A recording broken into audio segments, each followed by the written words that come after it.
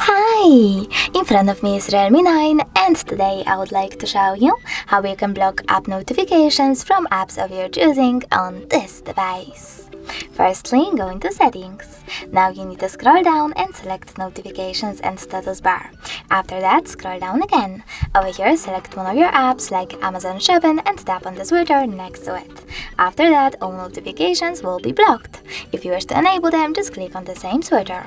But you can also just select one of your apps and manage notifications from here. Thanks so much for watching. If you enjoyed this video, leave a like, comment and definitely subscribe. Bye!